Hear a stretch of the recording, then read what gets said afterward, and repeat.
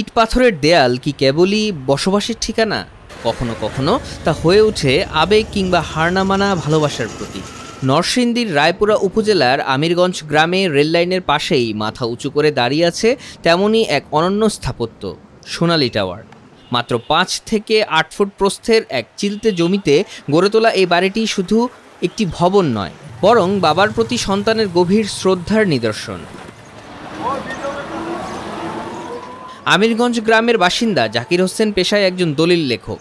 পৈতৃক ভিটার বড় অংশই চলে গেছে রাস্তায়। বাকি ছিল মাত্র 90 পয়েন্ট জমি, যা দৈর্ঘ্যে 30 ফুট হলেও প্রস্থে অবিশ্বাস্য রকম সরু, কোথাও 5 ফুট, কোথাও আবার 8 ফুট। এমন এক ফালি পরিত্যক্ত জমিতে বাড়ি নির্মাণের চিন্তা হয়তো বিখ্যাত স্থপতিরাও ভাবেননি।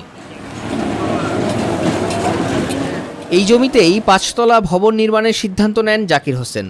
প্রয়াত বাবা সোনালী মিয়ার নাম অনুসারে বাড়ির নাম রেখেছেন সোনালী টাওয়ার। এখানে আমার 12 লক্ষ টাকা গেছে।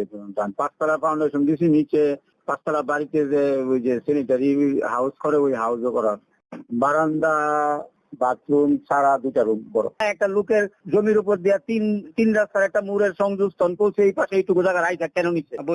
এই জায়গাটুকু যে রাস্তার যে পাশে ছাড়া আরো 2টা পাশ আছে না, 2 পাশ আমার জায়গা থেকে গেছে। তো আমার এক পাশ 2 ক্ষেতের 2 জনের ক্ষেত্রে লাইলে দেয় নিব একটা মুর, পুরাল মুর হয়ে আমার জায়গা জানিতে এইটুকু এই পাশে ফেলে রাখছে। বাড়িটির 2 তলা পর্যন্ত নির্মাণ কাজ ইতিমধ্যে শেষ হয়েছে। স্থানীয়দের নজর কেড়েছে এর নকশা।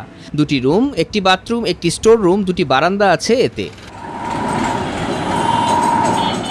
অল্প জমিতে এমন চোখ ধাঁধানো বাড়ি দেখে মুগ্ধ স্থানীয়রা।